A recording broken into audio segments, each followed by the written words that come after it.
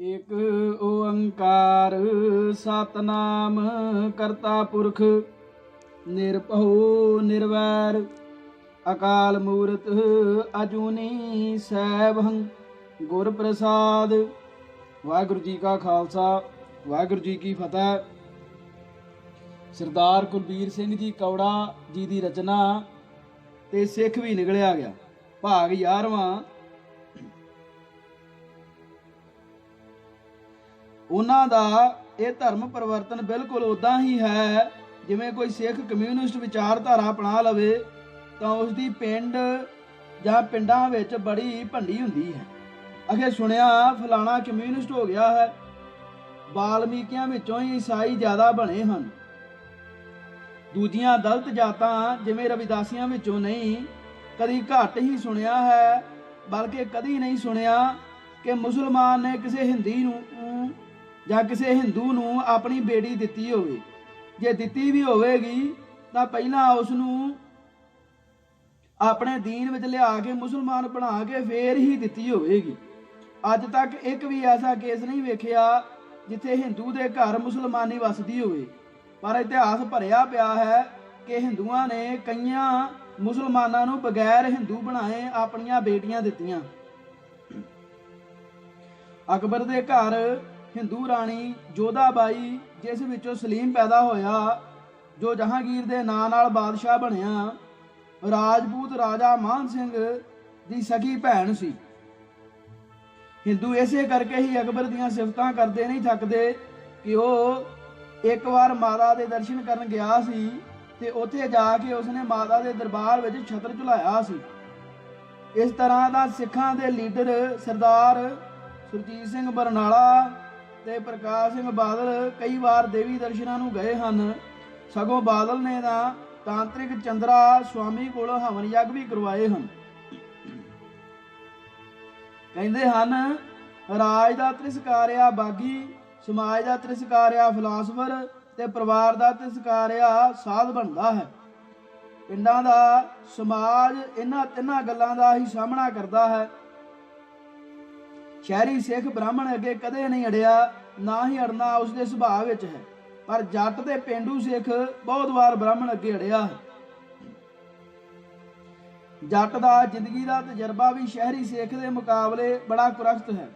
ਪਹਿਲੀ ਗੱਲ ਤਾਂ ਸ਼ਹਿਰੀ ਸਿੱਖ ਬ੍ਰਾਹਮਣ ਨੂੰ ਪੰਡਿਤ ਜੀ ਕਹਿੰਦਾ ਹੈ, ਪਰ ਪੇਂਡੂ ਸਦਾ ਕਹਿੰਦਾ ਹੈ ਓਏ ਬਾਹਮਣਾ। ਜਦੋਂ ਜਦੋਂ ਵੀ ਪੇਂਡੂ ਸਿੱਖ ਨੂੰ ਜਾਤੀ ਤੰਗੀ ਆਉਂਦੀ ਉਹ ਬ੍ਰਾਹਮਣ ਅੱਗੇ ਅੜ ਖਲੋਂਦਾ ਹੈ। ਇੱਕ ਜੱਟ ਦੀ ਬਹੁਤ ਸੁੰਦਰ ਸੱਜਰ ਸੂਈ ਗਾਂ ਬ੍ਰਾਹਮਣ ਦੀ ਨਜ਼ਰੀ ਪੈ ਗਈ। ਲਾਲਚ ਦੀ ਲਹਿਰ ਬ੍ਰਾਹਮਣ ਦੇ ਸਿਰ ਤੋਂ ਲੈ ਕੇ ਪੈਰਾਂ ਦੇ ਨਹੁੰਆਂ ਤੱਕ ਕੌਂਧ ਗਈ।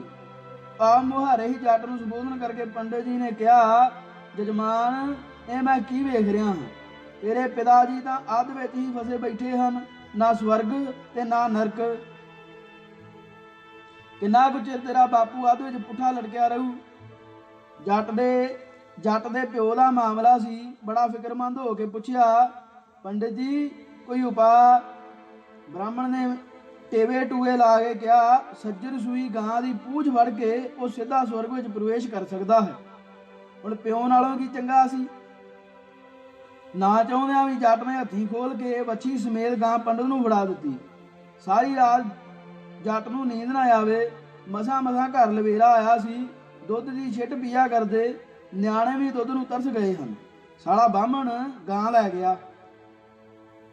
3 ਕੁ ਦਿਨ ਜੱਟ ਨੇ ਔਖੇ ਸੌਖੇ ਹੋ ਕੇ ਕੱਢੇ। ਚੌਥੇ ਦਿਨ ਸਿੱਧਾ ਪੰਡਿਤ ਦੇ ਘਰ ਗਿਆ। ਪੁੱਛਿਆ, ਮਹਾਰਾਜ ਜੀ ਮੇਰੇ ਬਾਪੂ ਦਾ ਕੀ ਬਣਿਆ?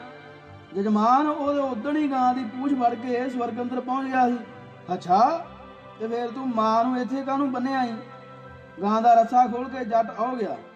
ਬ੍ਰਾਹਮਣ ਵੇਂਦਾ ਹੀ ਰਹਿ ਗਿਆ। ਸਿਆਣੇ ਕਹਿੰਦੇ ਹਨ, ਤੁਸੀਂ ਮੁਸੀਬਤ ਦੇ ਪੰਛੀ ਨੂੰ ਆਪਣੇ ਸਿਰ ਉੱਤੋਂ ਦੀ ਉਡਾਰੀ ਮਾਰਨ ਲੱਗੇ ਨੂੰ ਨਹੀਂ ਰੋਕ ਸਕਦੇ, ਪਰ ਸਿਰ ਤੇ ਆਲਣਾ ਪਾਉਣ ਤੋਂ ਤਾਂ ਰੋਕ ਹੀ ਸਕਦੇ ਹੋ। ਜੱਟ ਨੇ ਵੀ ਇਸੇ ਤਰ੍ਹਾਂ ਹੀ ਕੀਤਾ। ਨਾ ਕਰਦਾ ਤਾਂ ਬ੍ਰਾਹਮਣ ਮੌਜ ਕਰਦਾ। ਜੱਟ ਦੁੱਧ ਦੀ ਬੂੰਦ ਨੂੰ ਤਰਸਦਾ। ਪੇਂਡੂ ਸਿੱਖ ਦੇ ਆਮਦਨ ਦੇ ਵਸੀਲੇ ਬਹੁਤ ਘੱਟ ਹੁੰਦੇ ਹਨ। ਇਹਨਾਂ ਥੋੜੇ ਜਿਹੇ ਵਸੀਲਿਆਂ ਨੂੰ ਵੀ ਕਈ ਬਿੱਜਾਂ ਪੈਣ ਨੂੰ ਤਿਆਰ ਰਹਿੰਦੀਆਂ ਹਨ। ਕਾਂ, ਕੁੱਤੇ, ਬਿੱਲੀਆਂ, ਸਰਕਾਰੀ ਕਰਮਚਾਰੀ, ਪਟਵਾਰੀ, ब्राह्मण सारे अख गड्डी रखते रहन। कई बार काम करन विच रुकावट भी खड़ी करते हैं, जो जट नूं उक्का नहीं पाउंदी। जट तड़के उठ के हल वाउण लई हरनाड़ी लैके चलिया तां चौंक विच बौलद पैर ना गांह पुट्टण। वेख्या तां चौंक विच बैठा ब्राह्मण टल्लियां वजा के पूजा कर रहा सी। जट ने आवाज दे कहा, पंडिता मैनू लंघ लैण दे, फिर आ टुण टुण करी, बौलद डरदे आ। ब्राह्मण अगों पै गया, अन्ना राम प्यारियां नूं टुण टुण दसदा, देदा नहीं, आरती उतारिया। जट ने अगों फट कहा, जे उतारनी सी ते फिर मां नूं पहलां चढ़ाया ही क्यों सी। साधा नाल भी जट्टां दा इट खड़का आम हो जांदा है। एक दिन एक जट सवेरे मूँह नेरे ही साध दे डेरे ते गया ते कहा, गल सुन भी साधा, अज तू मेरे मथे लगा ते मैं तेरे, अज जां ते मैं भी दुध मलाइयां छकूं ते बीबियां मेरियां लत्तां घुटणगियां, ते जां तू भी मेरे वांग वाहणा विच धक्के खाएगा ते धुप्पे मरेगा, वेख ला हुण जिद्दां करनी आ। साध नूं अगों गल ना आवे। एक बार एक जट ने ब्राह्मण नूं कहा, पंडित जी वेख लो, ਅਸੀਂ ਤੁਹਾਨੂੰ ਪ੍ਰਸ਼ਾਦੇ ਸਿਖਾਉਂਦੇ ਹੀ ਰਹਿੰਦੇ ਆ, ਕਦੇ ਤੁਸੀਂ ਵੀ ਸਾਨੂੰ ਰੋਟੀ ਦੀ ਬੁਰਕੀ ਖਵਾਈ ਆ।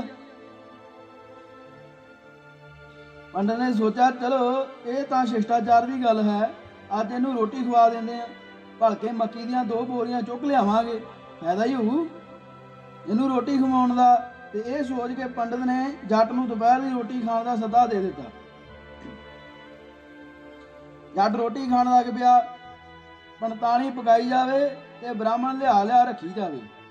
ਇਸ ਤਰ੍ਹਾਂ ਦੀ ਆਓ ਭਗਤ ਜੱਟ ਦੀ ਜ਼ਿੰਦਗੀ ਦੀ ਪਹਿਲੀ ਘਟਨਾ ਸੀ। ਉਸ ਨੂੰ ਲੋੜ ਤੋਂ ਜ਼ਿਆਦਾ ਭੁੱਖ ਲੱਗੀ ਮਹਿਸੂਸ ਹੋਈ। ਜਦੋਂ ਅੱਧੀ ਬਰਾਤ ਦੇ ਆਟੇ ਦੀਆਂ ਰੋਟੀਆਂ ਜੱਟ ਤੜਕੇ ਵਾਲੀ ਦਾਲ ਨਾਲ ਖਾ ਡਿਆ ਤਾਂ ਅਜੇ ਹੋਰ ਦੱਬੀ ਜਾਂਦਾ ਵੇਖ ਕੇ ਪੰਡਤ ਨੇ ਕਿਹਾ, ਡਾਕਟਰ ਕਹਿੰਦੇ ਹਨ ਬੰਦੇ ਵਿੱਚ 12 ਉਂਗਲਾਂ ਨਾਲੀ ਹੁੰਦੀ ਹੈ, ਜਿਸ ਵਿੱਚ 4 ਉਂਗਲਾਂ ਅੰਨ, 4 ਉਂਗਲਾਂ ਪਾਣੀ ਤੇ 4 ਉਂਗਲਾਂ ਸਾਹ ਆਉਣ ਲਈ ਥਾਂ ਰਹਿਣਾ ਚਾਹੀਦਾ। ਜੱਟ ਨੇ ਕਿਹਾ, ਸਾਡਾ ਇਸ ਗੱਲ ਨਾਲੋਂ ਕੋਈ ਫਰਕ ਹੈ, ਅਸੀਂ ਤਾਂ 12 ਉਂਗਲਾਂ ਵਿੱਚ ਹੀ ਅੰਨ, ਅਸੀਂ ਤਾਂ 12 ਉਂਗਲਾਂ ਵਿੱਚ ਹੀ ਅੰਨ ਪਾਣੀ ਤੇੜਾ ਥਾਣੀ। ਤੇ ਰਹੀ ਸਾਹ ਦੀ ਗੱਲ, ਉਹਦਾ ਸਤਿਗੁਰਾਂ ਦੀ ਦੇਣ ਹੈ, ਆਵੇ ਆਵੇ ਨਾ ਆਵੇ ਨਾ ਆਵੇ। ਜੱਟ ਪੂਰੀ ਪਰਾਤ ਆਟਾ ਤੇ ਪੂਰਾ ਪਤੀਲਾ ਦਾਲ ਖਾ ਕੇ ਹੀ ਉੱਠਿਆ। ਬਾਹਮਣ ਵੇਂਦਾ ਰਹਿ ਗਿਆ। ਹਿੰਦੂ ਧਰਮ ਵਿੱਚ ਕਿਸੇ ਵਿਧਵਾ ਦਾ ਵਿਆਹ ਨਹੀਂ ਹੋ ਸਕਦਾ, ਪਰ ਪੇਂਡੂ ਸਮਾਜ ਵਿੱਚ ਇਸ ਤਰ੍ਹਾਂ ਦੀ ਕੋਈ ਪਾਬੰਦੀ ਨਹੀਂ। ਤਾਂ ਹੀ ਪੇਂਡੂ ਕੁੜੀਆਂ ਨੇ ਗਿੱਧੇ ਦੀ ਬੋਲੀ ਬਣਾ ਲਈ, ਅਖੇ ਜੱਟੀਆਂ ਨੇ ਜੱਟ ਕਰ ਲਏ, ਰੰਡੀ ਬਾਹਮਣੀ ਕਿੱਧਰ ਨੂੰ ਜਾਵੇ। ਜੇ ਸਿੱਖ ਰਾਜ ਭਾਗ ਤੋਂ ਵਾਂਝੇ ਰਹਿ ਗਏ ਤਾਂ ਪੇਂਡੂ ਕੁੜੀਆਂ ਨੇ ਫੱਟ ਸਿੱਖਾਂ ਦੀ ਨਲਾਇਕੀ ਦੀ ਬੋਲੀ ਬਣਾ ਲਈ। ਸਿੱਖ ਰਹਿ ਗਏ ਕਛਹਿਰਿਆਂ ਜੋਗੇ ਤੇ ਬਾਹਮਣਾਂ ਨੇ ਰਾਜ ਸਾਂਭਿਆ। ਅਸਲ ਵਿੱਚ ਬ੍ਰਾਹਮਣ ਦੇ ਜਾਲ ਦੀਆਂ ਤੰਦਾਂ ਬਹੁਤ ਮਜ਼ਬੂਤ ਤੇ ਅਦੇਖ ਹਨ। ਆਮ ਨਜ਼ਰ ਨਾਲ ਵੇਖਣ ਦੇ ਇਹ ਮਜ਼ਬੂਤ ਜਾਲ ਨਜ਼ਰ ਨਹੀਂ ਆਉਂਦਾ। ਵਿਰਲੇ ਵਿਰਲੇ ਲੋਕ ਬ੍ਰਾਹਮਣ ਦਾ ਮੌਜੂ ਬਣਾਉਂਦੇ ਰਹੇ ਹਨ, ਪਰ ਉਹ ਬਹੁਤੇ ਇਹਦੇ ਪਖੰਡਾਂ ਦੇ ਥੱਲੇ ਲੱਗੇ ਰਹੇ ਹਨ। ਸਿੱਖ ਸਮਾਜ ਰੂਪੀ ਸਰੀਰ ਦੇ ਬਹੁਤੇ ਅੰਗ ਇਸ ਨੇ ਵਿੱਚੋਂ ਵਿੱਚ ਨਕਾਰਾ ਕਰ ਦਿੱਤੇ ਹਨ। ਬ੍ਰਾਹਮਣ ਆਪਣੇ ਲਈ ਕਦੀ ਨਹੀਂ ਮੰਗਦਾ, ਉਹ ਤਾਂ ਪਰਮਾਤਮਾ ਦੀ ਮਿਹਰ ਤੁਹਾਡੇ ਤੇ ਕਰਵਾਉਣ ਲਈ ਤੁਹਾਨੂੰ ਦਾਨ ਦਾ ਰਾਹ ਦੱਸ ਰਿਹਾ ਹੁੰਦਾ ਹੈ। ਬ੍ਰਾਹਮਣ ਦਾ ਇਹ ਫਾਰਮੂਲਾ ਇੰਨਾ ਕਾਮਯਾਬ ਹੈ ਕਿ ਉਹ ਬਲਾਤਕਾਰ ਤੱਕ ਰੱਬ ਦਾ ਨੁਮਾਇੰਦਾ ਮਾਤਰ ਬਣ ਕੇ ਕਰਦਾ ਹੈ। ਕੰਨਿਆ ਦਾ ਵਿਆਹ ਪੱਥਰ ਦੀ ਮੂਰਤੀ ਨਾਲ ਗੱਜ ਵੱਜ ਕੇ ਉਸਦੇ ਘਰਦਿਆਂ ਦੇ ਸਾਹਮਣੇ ਤੇ ਉਹਨਾਂ ਦੀ ਸਹਿਮਤੀ ਨਾਲ ਹੁੰਦਾ ਹੈ। ਕੰਨਿਆ ਦਾਨ ਵੀ ਉਹਦਾ ਪਿਓ ਖੁਦ ਕਰਦਾ ਹੈ, ਪਰ ਰਾਤ ਨੂੰ ਭੋਗ ਪੰਡਿਤ ਲਾਉਂਦਾ ਹੈ। ਜਦੋਂ ਸਿੱਖ ਇਹ ਮੰਨ ਕੇ ਚੱਲਦੇ ਹਨ ਕਿ ਸਿੱਖ ਧਰਮ ਵਿੱਚ ਵਰ, ਸ਼ਰਾਬ, ਜਾਦੂ ਟੂਣੇ ਤੇ ਕਰਾਮਾਤਾਂ ਆਦਿ ਦਾ ਕੋਈ ਸਥਾਨ ਨਹੀਂ, ਤੇ ਫਿਰ ਬਾਬਾ ਬੁੱਢਾ ਜੀ ਦੀ ਸਧਾਰਨ ਕਹੀ ਹੋਈ ਗੱਲ ਇੰਨੀ ਕਾੜਿਓ ਕਰ ਗਈ ਕਿ ਸ਼ਰਾਬ ਕਾਰਨ ਗੁਰੂ ਜੀ ਨੂੰ ਇੱਕ ਵਾਰ ਸੱਚਮੁੱਚ ਹੀ ਉਜੜਨਾ ਪਿਆ ਤੇ ਦੂਸਰੇ ਵਾਰ ਵਜੋਂ ਗੁਰੂ ਹਰਗੋਬਿੰਦ ਸਾਹਿਬ ਜੀ ਦਾ ਜਨਮ ਹੋਇਆ। ਇਸ ਦਾ ਮਤਲਬ ਇਹ ਹੋਇਆ ਕਿ ਬ੍ਰਾਹਮਣ ਵਾਲਾ ਵਰ ਸ਼ਰਾਬ, ਕਰਾਮਾਤਾਂ ਤੇ ਹੋਰ ਸਭ ਕੁਝ ਸਿੱਖ ਧਰਮ ਵਿੱਚ ਵੀ ਆ ਚੁੱਕਾ ਹੈ। ਜੇ ਕਿਸੇ ਸਿੱਖ ਪ੍ਰਚਾਰਕ ਨੂੰ ਪੁੱਛਿਆ ਜਾਵੇ ਕਿ ਸਿੱਖਾਂ ਵਿੱਚ ਵਰ ਸ਼ਰਾਬ ਹੈ ਤਾਂ ਉਸ ਦਾ ਜਵਾਬ ਹੋਵੇਗਾ ਨਹੀਂ। ਤੇ ਦੂਜਾ ਸਵਾਲ ਕੀਤਾ ਜਾਵੇ ਕਿ ਫਿਰ ਹਰਗੋਬਿੰਦ ਸਾਹਿਬ ਕਿਉਂ ਉਜੜੇ ਤਾਂ ਉਸ ਨੂੰ ਕੋਈ ਜਵਾਬ ਨਹੀਂ ਆਵੇਗਾ। ਜੇ ਉਸ ਨੂੰ ਤੀਜਾ ਸਵਾਲ ਕੀਤਾ ਜਾਵੇ ਕਿ ਕੀ ਹਰਗੋਬਿੰਦ ਸਾਹਿਬ ਦਾ ਜਨਮ ਬਾਬਾ ਬੁੱਢਾ ਜੀ ਦੇ ਵਾਰ ਕਰਨ ਹੋਇਆ ਸੀ, ਜੇ ਪ੍ਰਚਾਰਕ ਸਿੱਖੀ ਅਸੂਲਾਂ ਤੋਂ ਜਾਣੂ ਹੋਵੇਗਾ ਤਾਂ ਉਹ ਕਹੇਗਾ ਨਹੀਂ, ਮਰਨਾ ਤੇ ਜੰਮਣਾ ਸਿਰਫ ਅਕਾਲ ਪੁਰਖ ਦੇ ਹੱਥ ਹੈ। ਨਹੀਂ ਤਾਂ ਉਹ ਇੱਧਰ ਉੱਧਰ ਦੀਆਂ ਅਬਲ ਟਬਲੀਆਂ ਮਾਰ ਕੇ ਗੱਲ ਹੋਰ ਪਾਸੇ ਲੈ ਜਾਵੇਗਾ, ਕਿਉਂਕਿ ਗਿਆਨ ਦੇ ਗੱਲ ਵਿੱਚ ਰੱਸਾ ਹੁੰਦਾ ਹੈ ਤੇ ਬਹਿਸ ਕਰਨ ਨਾਲ ਸਵਾਲਾਂ ਦੇ ਜਵਾਬ ਨਹੀਂ ਮਿਲਦੇ। ਅਸਲ ਵਿੱਚ ਬ੍ਰਾਹਮਣ ਤਪਦਿਕ ਦਾ ਉਹ ਜਰਾਸੀਮ ਹੈ ਜੋ 50 ਸਾਲ ਬਾਅਦ ਵੀ ਟੀਬੀ ਕਰਨ ਦੀ ਸਮਰੱਥਾ ਰੱਖਦਾ ਹੈ। ਸਾਹਿਬ ਸ੍ਰੀ ਗੁਰੂ ਗੋਬਿੰਦ ਸਿੰਘ ਜੀ ਮਹਾਰਾਜ ਜ਼ੁਲਮ ਦੇ ਖਿਲਾਫ ਲੜਾਈ ਲੜਨ ਦਾ ਢੰਗ ਦੱਸਣ ਵਿੱਚ ਸੰਸਾਰ ਦੇ ਆਏ ਤੇ ਇਹ ਢੰਗ ਉਹਨਾਂ ਨੇ ਬਾਖੂਬੀ ਦੱਸਿਆ। ਗੁਰੂ ਜੀ ਨੇ ਬ੍ਰਾਹਮਣ ਦੁਆਰਾ ਨਿਤਾਣੇ ਕਰ ਦਿੱਤੇ ਗਏ ਲੋਕਾਂ ਵਿੱਚ ਵੀਰ ਰਸ ਦੀ ਐਸੀ ਸ਼ਕਤੀ ਭਰੀ ਕਿ ਉਹ ਨਿਤਾਣੇ ਤੇ ਅਦਨੇ ਜਾਂ ਅਦਨੇ ਨਾ ਰਹੇ, ਸਗੋਂ ਮੌਤ ਨੂੰ ਮਖੌਲ ਕਰਨ ਲੱਗ ਪਏ। ਗੁਰੂ ਜੀ ਨੇ ਚੰਗੀ ਤਰ੍ਹਾਂ ਪਤਾ ਲਾ ਲਿਆ ਸੀ ਕਿ ਇਹਨਾਂ ਲੋਕਾਂ ਨੂੰ ਨਿਤਾਣੇ ਦੇ ਡਰਪੋਕ ਬਣਾਉਣ ਪਿੱਛੇ ਬ੍ਰਾਹਮਣ ਦਾ ਹੱਥ ਹੈ। ਇਸ ਲਈ ਸਭ ਤੋਂ ਪਹਿਲਾਂ ਉਹਨਾਂ ਨੇ ਦੁਸ਼ਾਲੇ ਤੇ ਹੋਰ ਕੀਮਤੀ ਸਮਾਨ ਜਿਹੜੇ ਬ੍ਰਾਹਮਣ ਗੁਰੂ ਘਰ ਤੋਂ ਲੈਂਦੇ ਰਹੇ ਸਨ ਦੀ ਥਾਂ ਉਹਨਾਂ ਦੇ ਪੱਲੇ ਮਾਂ ਪਾ ਕੇ ਉਹਨਾਂ ਨੂੰ ਆਪਣੇ ਮਹੱਲਾਂ ਵਿੱਚੋਂ ਕੱਢਿਆ। ਜਦੋਂ ਉਹਨਾਂ ਨੇ ਇੱਕ ਇੱਕ ਪੜੋਪੀ ਪਾਓ 5 ਸੇਰ ਮਾਂ ਬ੍ਰਾਹਮਣਾਂ ਦੇ ਪੱਲਿਆਂ ਵਿੱਚ ਪਾਏ ਤਾਂ ਉਹਨਾਂ ਨੇ ਉੱਥੇ ਹੀ ਢੇਰੀ ਕਰ ਦਿੱਤੇ। ਇਹ ਮਾਂ ਲੈਣ ਤੋਂ ਉਹਨਾਂ ਨੇ ਇਨਕਾਰ ਤਾਂ ਕੀਤਾ ਹੀ, ਸਗੋਂ ਮਾਤਾ ਜੀ ਕੋਲ ਵੀ ਜਾ ਸ਼ਿਕਾਇਤ ਕੀਤੀ ਕਿ ਗੁਰੂ ਜੀ ਸਾਡੇ ਨਾਲ ਚੰਗਾ ਵਿਹਾਰ ਨਹੀਂ ਕਰ ਰਹੇ। ਉਧਰ ਜਦੋਂ ਗੁਰੂ ਜੀ ਨੂੰ ਸਿੰਘਾਂ ਨੇ ਦੱਸਿਆ ਕਿ ਬ੍ਰਾਹਮਣ ਮਾਂ ਢੇਰੀ ਕਰ ਗਏ ਹਨ ਤਾਂ ਗੁਰੂ ਜੀ ਨੇ ਹੱਸ ਕੇ ਕਿਹਾ, ਚਲੋ ਇਹ ਵੀ ਚੰਗਾ ਆਇਆ। ਫਿਰ ਗੁਰੂ ਜੀ ਨੇ ਸਿੰਘਾਂ ਨੂੰ ਪੁੱਛਿਆ, ਸਰੋਂ ਦਾ ਤੇਲ ਹੈ? ਤਾਂ ਉਹਨਾਂ ਕਿਹਾ, ਹਾਂ ਜੀ ਬਹੁਤ ਹੈ। ਗੁਰੂ ਜੀ ਨੇ ਹੁਕਮ ਕੀਤਾ, ਰਾਤ ਨੂੰ ਮਾਂ ਭਿਉਂ ਦੇ ਜਾਂ ਭਿਉਂ ਦਿਓ ਤੇ ਸਵੇਰੇ ਇਹਨਾਂ ਦੇ ਵੜੇ ਤੜਕੇ ਸੰਗਤ ਵਿੱਚ ਛਕਾਏ ਜਾਣ। ਇਹ ਬੇਇੱਜ਼ਤੀ ਭਰੀ ਘਟਨਾ ਗੁਰੂ ਗੋਬਿੰਦ ਸਿੰਘ ਜੀ ਦੇ ਸਿੰਘਾਂ ਨੂੰ ਤਾਂ ਭੁੱਲ ਗਈ, ਪਰ ਬ੍ਰਾਹਮਣ ਨੇ ਯਾਦ ਰੱਖੀ। ਬਹੁਤ ਸਮਾਂ ਘੇਸ ਵੱਟ ਕੇ ਪਿਆ ਰਿਹਾ, ਜਿਵੇਂ ਨਵੀਂ ਬਿਮਾਰੀ ਏਡਜ਼ ਦੇ ਜਰਮ ਪਏ ਰਹਿੰਦੇ ਹਨ ਤੇ ਜਦੋਂ ਸਰਗਰਮ ਹੋ ਜਾਂਦੇ ਹਨ ਤਾਂ ਸਰੀਰ ਦੀ ਸਾਰੀ ਰੱਖਿਆ ਪੰਕਤੀ ਨੂੰ ਤਹਿਸ ਨਹਿਸ ਕਰ ਦਿੰਦੇ ਹਨ। ਬ੍ਰਾਹਮਣ ਵਿੱਚ ਇਹ ਗੁਣ ਹੈ ਕਿ ਉਹ ਕੋਈ ਵੀ ਕੰਮ ਚੁੱਪ ਚਪੀਤੇ ਹੀ ਕਰਦਾ ਹੈ ਤੇ ਕੰਮ ਹੋ ਜਾਣ ਤੋਂ ਬਾਅਦ ਵੀ ਉਹ ਕਿਸੇ ਕੋਲ ਧੂੰ ਨਹੀਂ ਕੱਢਦਾ ਕਿ ਇਹ ਕੰਮ ਮੈਂ ਕੀਤਾ ਹੈ।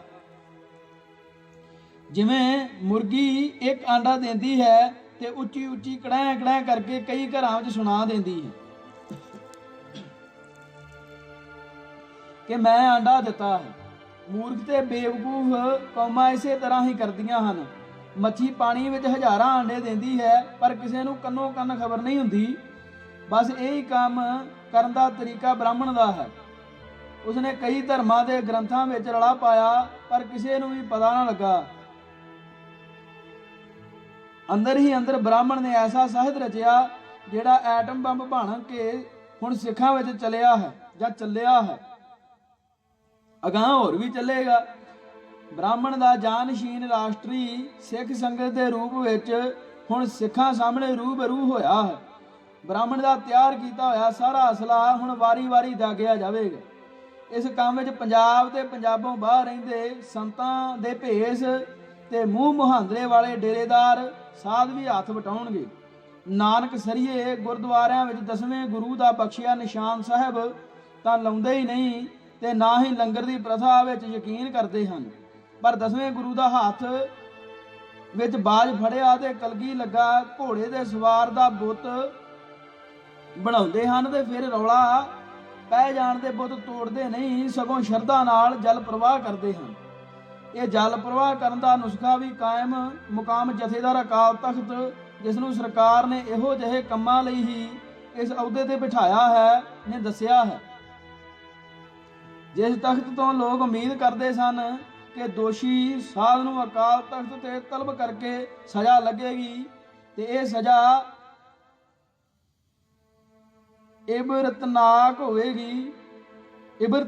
होवेगी। पर सिख संगत नूं यह गल समझण विच बहुती देर ना लगी कि चोर ते कुत्ती रल के खेडां कर रहे हैं। जे अज दे पढ़े लिखे युग विच जदों सारा संसार इंटरनेट ते है, कोई टुच्ची या नानकसरिया साध बुत तोड़क गुरु गोबिंद सिंह दा बुत बना सकदा है, तां अनपढ़ता दे युग विच घरां तो बेघर होए लोग छिप के दिन कट्टण ते सिरां दे मुੱਲ पैण दे दौर विच ब्राह्मण ने क्यों अपणियां बनावटी लिखतां दा रला गुर इतिहास विच ना पाया होवेगा। उदों उन्हां नूं कौन रोकण वाला सी।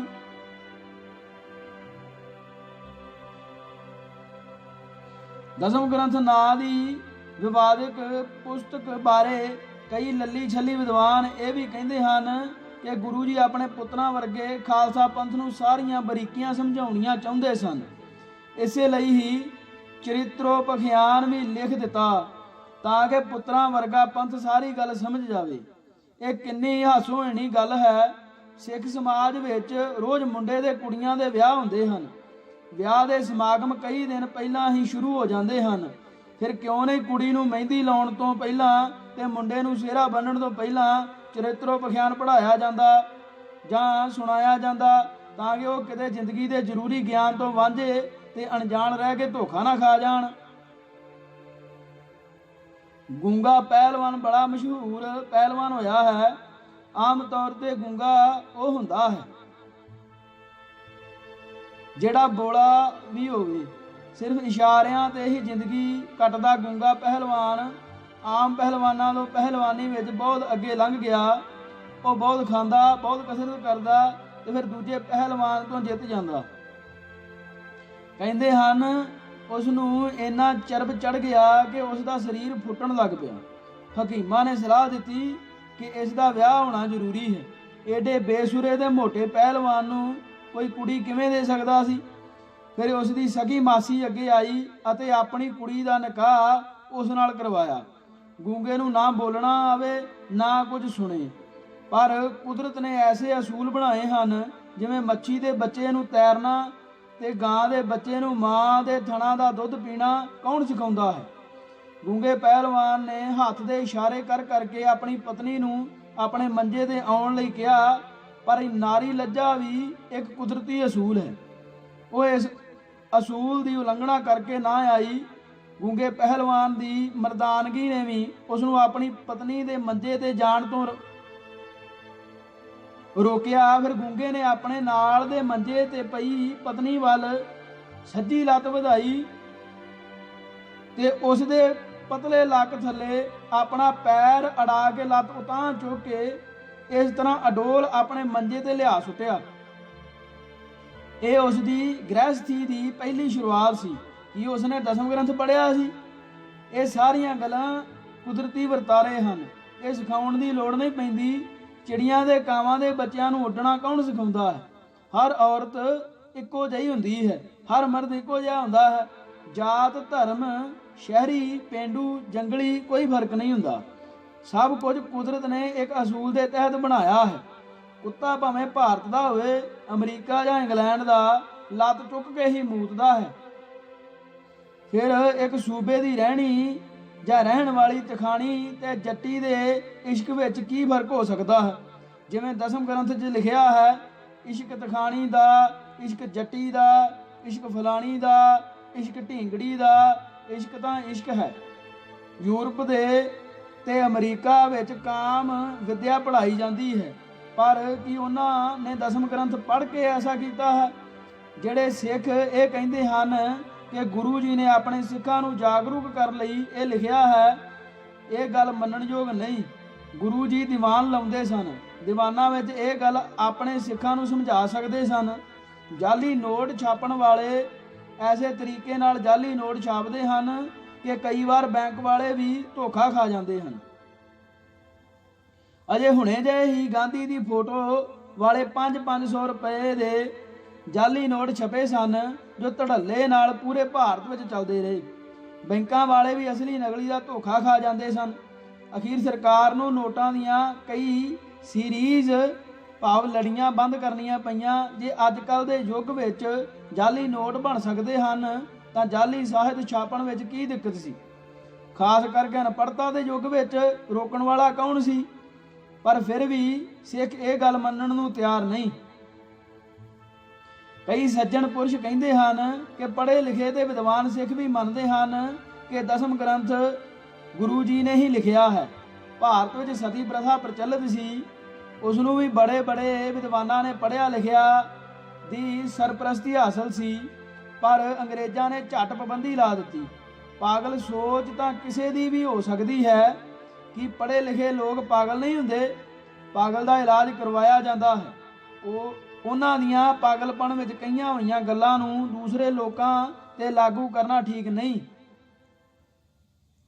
ਗੰਦੀ ਤੇ ਅਸ਼ਲੀਲ ਭਾਸ਼ਾ ਨੂੰ ਕਦੇ ਪੁਰਸਕਾਰ ਨਹੀਂ ਮਿਲਦੇ। ਜੇ ਮਿਲਦੇ ਹੁੰਦੇ ਤਾਂ ਬੁੱਕ ਸਟਾਲਾਂ ਤੇ ਰੇਲਵੇ ਸਟੇਸ਼ਨਾਂ ਤੇ ਬਹੁਤ ਸਾਰਾ ਗੰਦਾ ਸਾਹਿਤ ਮਿਲਦਾ ਹੈ। ਹੁਣ ਤੱਕ ਕਈਆਂ ਨੂੰ ਸਾਹਿਤ ਅਕੈਡਮੀ ਦਾ ਅਵਾਰਡ ਮਿਲ ਚੁੱਕਾ ਹੁੰਦਾ। ਅਸ਼ਲੀਲ ਸਾਹਿਤ ਕਿਸੇ ਕਿਤਾਬ ਵਿੱਚ ਵੀ ਹੋਵੇ ਤਿਰਸਕਾਰਿਆ ਜਾਂਦਾ ਹੈ।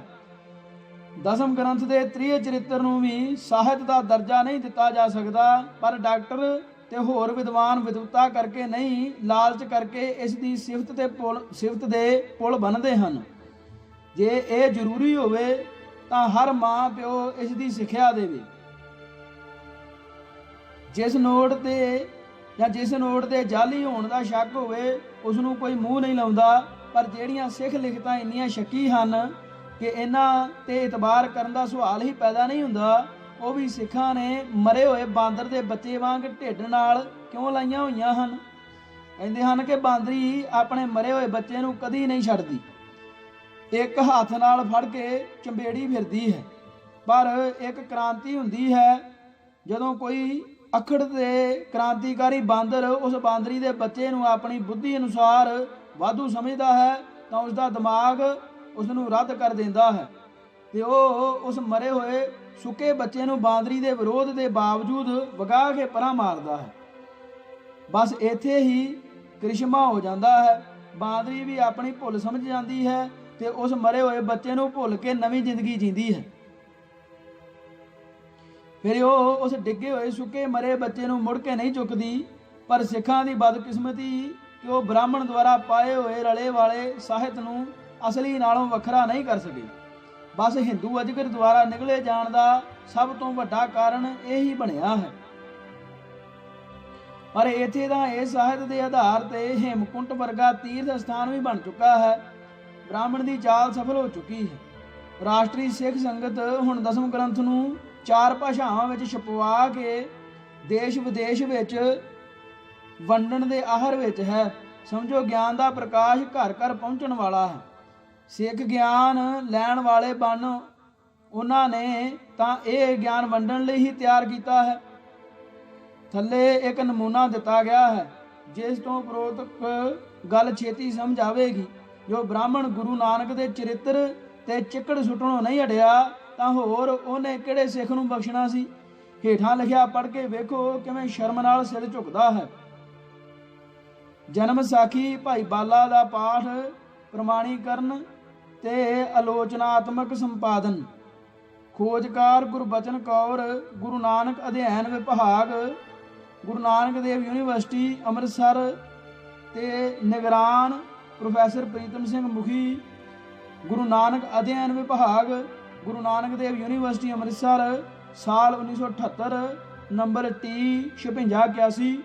ਭਾਈ ਬਾਲੇ ਦੀ ਜਨਮ ਸਾਖੀ ਤੇ ਉਪਰੋਕਤ ਬੀਬੀ ਨੇ PhD ਦੀ ਡਿਗਰੀ ਪ੍ਰਾਪਤ ਕੀਤੀ ਹੈ। ਭਾਈ ਬਾਲੇ ਦੀ ਜਨਮ ਸਾਖੀ ਵਿੱਚ ਗੁਰੂ ਨਾਨਕ ਜੀ ਬਾਰੇ ਕੀ ਲਿਖਿਆ ਹੈ, ਇਨ ਬਿਨ ਥੱਲੇ ਦਿੱਤਾ ਜਾ ਰਿਹਾ ਹੈ ਤਾਂ ਸਭ ਕੁਝ ਕਰਤਾਰ ਦਾ, ਪਰ ਦੇਹ ਦੁਨੀਆ ਦੀ ਵਰਤਣ ਹੈ। ਮੇਰੀ ਧੀ ਆਹੀ ਜੋ ਨਜ਼ਰ ਗੁਰੂ ਨਾਨਕ ਦੀ ਪਈ, ਤਾਂ ਗੁਰੂ ਨਾਨਕ ਕਹਿਆ ਬੱਚਾ ਆਪਣੀ ਧੀ ਨੂੰ ਰਾਤੀ ਬਣਾਏ ਕੇ ਲੈ ਆਵੇ। ਮੈਂ ਸੀ ਨਾ ਕੀਤੀ, ਰਾਤ ਨੂੰ ਬਣਾਏ ਕੇ ਲੈ ਆਇਆ।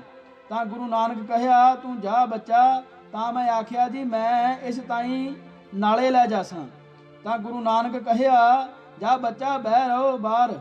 ਤਾਂ ਮੈਂ ਬਾਹਰ ਡਿਉੜੀ ਵਿੱਚ ਆਏ ਬੈਠਾ। ਤਾਂ ਗੁਰੂ ਸੰਗ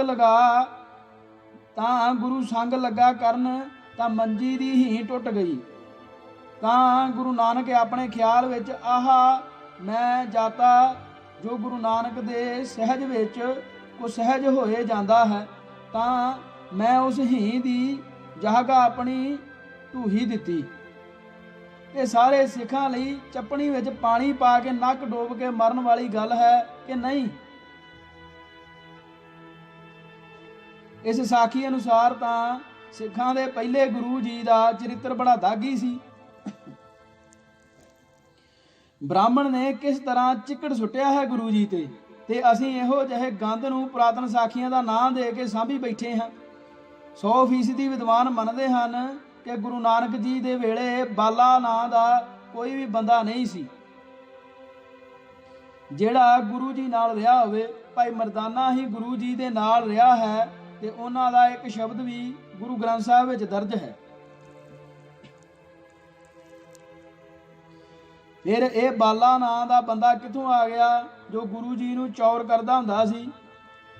ਇਸ ਬਾਲੇ ਨਾਂ ਦੇ ਬੰਦੇ ਦੀ ਇੰਨੀ ਮਸ਼ਹੂਰੀ ਹੋ ਚੁੱਕੀ ਹੈ ਕਿ ਸ਼ਹਿਰਾਂ ਤੇ ਪਿੰਡਾਂ ਦੇ ਲੋਕ ਇਹ ਨਹੀਂ ਮੰਨਦੇ ਕਿ ਬਾਲਾ ਨਾਂ ਦਾ ਕੋਈ ਬੰਦਾ ਹੋਇਆ ਹੀ ਨਹੀਂ। ਮੈਂ ਆਪਣੀ ਬੁੱਢੀ ਮਾਂ ਨੂੰ ਕਿੰਨਾ ਚਿਰ ਲਾ ਕੇ ਇਹ ਸਮਝਾਉਂਦਾ, ਪਰ ਅਖੀਰ ਤੇ ਉਹਨੇ ਕਹਿਣਾ, ਨਹੀਂ ਤੈਨੂੰ ਕੀ ਪਤਾ, ਭਾਈ ਬਾਲਾ ਤੇ ਗੁਰੂ ਜੀ ਨੂੰ ਚੌਰ ਕਰਦਾ ਹੁੰਦਾ ਸੀ। ਪਾਕਿਸਤਾਨ ਵਿੱਚ ਸਾਡੇ ਘਰ ਫੋਟੋ ਹੁੰਦੀ ਸੀ, ਬਾਲਾ ਗੁਰੂ ਦੇ ਸੱਜੇ ਪਾਸੇ ਬੈਠਾ ਸੀ ਤੇ ਮਰਦਾਨਾ ਖੱਬੇ ਪਾਸੇ ਬੈਠਾ ਰਬਾਬ ਵਜਾਉਂਦਾ ਸੀ। ਅਮਰੀਕਾ ਦੇ 2 ਗੁਰਦੁਆਰਿਆਂ ਵਿੱਚ ਬਿਜਲੀ ਨਾਲ ਚੱਲਣ ਵਾਲੀਆਂ ਫੋਟੋ ਲੱਗੀਆਂ ਹਨ, ਜਿਸ ਵਿੱਚ ਮਰਦਾਨੇ ਦੇ ਹੱਥ ਦੀਆਂ ਉਂਗਲਾਂ ਰਬਾਬ ਵਜਾਉਂਦੀਆਂ ਹਨ ਤੇ ਬਾਲੇ ਦਾ ਚੌਰ ਵੀ ਆਪੇ ਆਪ ਚੱਲਦਾ ਹੈ। ਗੁਰੂ ਨਾਨਕ ਜੀ ਦਾ ਮੂੰਹ ਵੀ ਵਿੱਚ ਹਿਲਦਾ ਹੈ। ਜਿਸ ਬੰਦੇ ਨੇ ਇਹ ਬੁੱਤ ਰੂਪੀ ਫੋਟੋ ਜਿਹੀ ਬਣਾਈ ਹੈ, ਕਹਿੰਦੇ ਹਨ ਉਸਨੇ ਹਜ਼ਾਰਾਂ ਡਾਲਰ ਕਮਾਏ ਹਨ ਤੇ ਉਸ ਨੂੰ ਇੱਕ ਗੁਰਦੁਆਰੇ ਨੇ ਉਸ ਦੀ ਸੇਵਾ ਬਦਲੇ ਸਰੋਪਾ ਵੀ ਦਿੱਤਾ। ਜਦੋਂ ਕੈਂਸਰ ਸਾਰੇ ਸਰੀਰ ਵਿੱਚ ਫੈਲ ਗਈ ਹੋਵੇ ਤਾਂ ਫਿਰ ਇਲਾਜ ਕਾਫੀ ਮੁਸ਼ਕਲ ਹੋ ਜਾਂਦਾ ਹੈ। ਬਸ ਇਹ ਹਾਲਤ ਅੱਜ ਸਿੱਖ ਦੀ ਹੈ। ਬਾਲੇ ਨਾਂ ਦੇ ਇੱਕ ਕਲਪਿਤ ਬੰਦੇ ਨੂੰ ਗੁਰੂ ਜੀ ਦੇ ਨਾਲ ਲਾਉਣਾ ਬ੍ਰਾਹਮਣੀ ਚਾਲ ਹੈ। ਜਦੋਂ ਗੁਰੂ ਜੀ ਨੇ ਜੰਜੂ ਨਹੀਂ ਸੀ ਪਾਇਆ, ਬ੍ਰਾਹਮਣ ਦਾ ਮੱਥਾ ਉਦੋਂ ਹੀ ਠਣਕਿਆ ਸੀ। ਜੇ ਇਕੱਲਾ ਮੁਸਲਮਾਨ ਮਰਦਾਨਾ ਹੀ ਗੁਰੂ ਜੀ ਨਾਲ ਹੁੰਦਾ ਤਾਂ ਸਿੱਖਾਂ ਦਾ ਝੁਕਾਅ ਮੁਸਲਮਾਨਾਂ ਵੱਲ ਹੋ ਜਾਣ ਦਾ ਡਰ ਸੀ। ਇਸ ਲਈ ਸੰਤੁਲਿਤ ਕਾਇਮ ਰੱਖਣ ਲਈ ਇੱਕ ਹਿੰਦੂ ਦਾ ਨਾਲ ਹੋਣਾ ਅਤੀ ਜ਼ਰੂਰੀ ਸੀ। ਸੋ ਬ੍ਰਾਹਮਣ ਨੇ ਉਹ ਕਲਪਿਤ ਬੰਦਾ ਗੁਰੂ ਜੀ ਨਾਲ ਲਾ ਦਿੱਤਾ ਜੋ ਪੱਕਾ ਹੀ ਲੱਗ ਚੁੱਕਾ ਹੈ, ਤੇ ਸਿੱਖ ਇੰਨੇ ਬੇਵਕੂਫ ਜਾਂ ਅਣਭੋਲ ਹਨ ਕਿ ਉਸ ਨੂੰ ਵੱਖਰਾ ਕਰਨ ਨੂੰ ਤਿਆਰ ਨਹੀਂ। ਹਿੰਦੂਆਂ ਨੇ ਇਹ ਕਹਾਣੀ ਵੀ ਘੜ ਲਈ ਹੈ ਕਿ ਜਦੋਂ ਗੁਰੂ ਜੀ ਜੋਤੀ ਜੋਤ ਸਮਾਏ ਤਾਂ ਪਿੱਛੇ ਇੱਕ ਚਾਦਰ ਹੀ ਰਹਿ ਗਈ ਸੀ, ਜੋ ਅੱਧੀ ਮੁਸਲਮਾਨਾਂ ਨੇ ਤੇ ਅੱਧੀ ਹਿੰਦੂਆਂ ਨੇ ਵੰਡ ਲਈ। ਹਿੰਦੂਆਂ ਨੇ ਸੰਸਕਾਰ ਕਰ ਦਿੱਤਾ ਤੇ ਮੁਸਲਮਾਨਾਂ ਨੇ ਉਹ ਚਾਦਰ ਜ਼ਮੀਨ ਵਿੱਚ ਦਫਨਾ ਦਿੱਤੀ। ਇੱਥੇ ਵੀ ਸੰਤੁਲਨ ਬਰਾਬਰ ਕੀਤਾ ਗਿਆ ਹੈ। ਬ੍ਰਾਹਮਣ ਨੂੰ 2600 ਸਾਲ ਪਹਿਲਾਂ ਦਾ ਜੈਨੀਆਂ ਤੇ ਬੋਧੀਆਂ ਦਾ ਤਜਰਬਾ ਸੀ। ਸਿੱਖ ਧਰਮ ਦੀ ਗੱਲ ਤਾਂ ਸਾਰੀ 500 ਸਾਲ ਦੀ ਪੁਰਾਣੀ ਹੈ। ਉਸੇ ਤਜਰਬੇ ਦੇ ਆਧਾਰ ਤੇ ਜਿਵੇਂ ਬ੍ਰਾਹਮਣ ਨੇ ਬੋਧੀਆਂ ਤੇ ਜੈਨੀਆਂ ਵਿੱਚ ਘੁਸਪੈਠ ਕਰਕੇ ਸਾਰੀ ਦੀ ਸਾਰੀ ਸਟੇਜ ਹੀ ਆਪਣੇ ਹੱਥ ਕਰ ਲਈ ਸੀ, ਇਸੇ ਤਰ੍ਹਾਂ ਹੀ ਸਿੱਖ ਸਾਹਿਤ ਤੇ ਇਤਿਹਾਸ ਨੂੰ ਵੀ ਉਹਨਾਂ ਨੇ ਆਪਣੇ ਹੱਥ ਥੱਲੇ ਕਰ ਲਿਆ। ਸਿੱਖ ਹੁਣ ਜਿੰਨਾ ਮਰਜ਼ੀ ਗਲਪੀ ਜਾਣ, ਚਿੱਟੇ ਤੇ ਕਾਲਾ ਪਿਆ ਕਿਤੇ ਧੋਤਾ ਜਾ ਸਕਦਾ ਹੈ, ਨਾਲੇ ਕਿੱਥੇ ਧੋਣਗੇ। ਗੁਰੂ ਹਰਗੋਬਿੰਦ ਸਾਹਿਬ ਦੇ ਜਨਮ ਦੀ ਹੀ ਗੱਲ ਲੈ ਲਓ। ਇਹ ਕਥਾ ਗਹੁ ਨਾਲ ਪੜ੍ਹਨ ਤੇ ਕੰਧ ਵਿੱਚ ਮੱਥਾ ਮਾਰਨ ਨੂੰ ਜੀ ਕਰਦਾ ਹੈ, ਖਾਸ ਤੌਰ ਤੇ ਇਹ ਸੋਚ ਕੇ ਕਿ ਚਲੋ ਬ੍ਰਾਹਮਣ ਨੇ ਤਾਂ ਰਲਾ ਪਾਇਆ ਹੀ ਸੀ। ਅਕਾਲ ਤਖਤ ਦੇ ਕਾਇਮ ਮੁਕਾਮ ਜਥੇਦਾਰ ਜੋਗਿੰਦਰ ਸਿੰਘ ਵਿਦਾਂਤੀ ਨੇ ਕੀ ਸੋਚ ਕੇ ਗੁਰਬਿਲਾਤ ਪਾਤਸ਼ਾਹੀ 6ਵੀਂ ਆਪ ਛਪਵਾਈ। ਜਥੇਦਾਰ ਅਕਾਲ ਤਖਤ ਦੁਆਰਾ ਲਿਖੀ ਇਸ ਕਿਤਾਬ ਤੇ ਹੁਣ ਸ਼੍ਰੋਮਣੀ ਕਮੇਟੀ ਨੇ ਪਾਬੰਦੀ ਲਾ ਦਿੱਤੀ ਹੈ, ਪਰ ਜਿਹੜੀ ਹਜ਼ਾਰਾਂ ਦੀ ਗਿਣਤੀ ਵਿੱਚ ਕਿਤਾਬ ਲੋਕਾਂ ਦੇ ਘਰਾਂ ਵਿੱਚ ਪਈ ਹੈ, ਉਹਦਾ ਕੀ ਬਣੇਗਾ। ਜਥੇਦਾਰ ਨੂੰ ਤਾਂ ਚਾਹੀਦਾ ਸੀ ਕਿ ਇਹੋ ਜਿਹੀ ਕਿਤਾਬ ਨੂੰ ਹੀ ਨਹੀਂ, ਸਗੋਂ ਸਾਰੇ ਹੀ ਐਸੇ ਸਾਹਿਤ ਨੂੰ ਜਿਸ ਵਿੱਚ ਬ੍ਰਾਹਮਣਵਾਦੀ ਮਿਲਾਵਟ ਹੈ, ਮਿੱਟੀ ਦਾ ਤੇਲ ਪਾ ਕੇ ਅੱਗ ਲਾ ਦਿੰਦਾ, ਤਾਂ ਕਿ ਸਿੱਖੀ ਵਰਗੇ ਨਿਰੋਲ ਤੇ ਪਵਿੱਤਰ ਧਰਮ ਵਿੱਚ ਕੋਈ ਰਲਾ ਨਾ ਪਾ ਸਕਦਾ। ਸੋ ਇਸ ਭਾਗ ਲਈ ਇਹਨਾਂ ਵਾਹਿਗੁਰੂ ਜੀ ਕਾ ਖਾਲਸਾ, ਵਾਹਿਗੁਰੂ ਜੀ ਕੀ ਫਤਿਹ।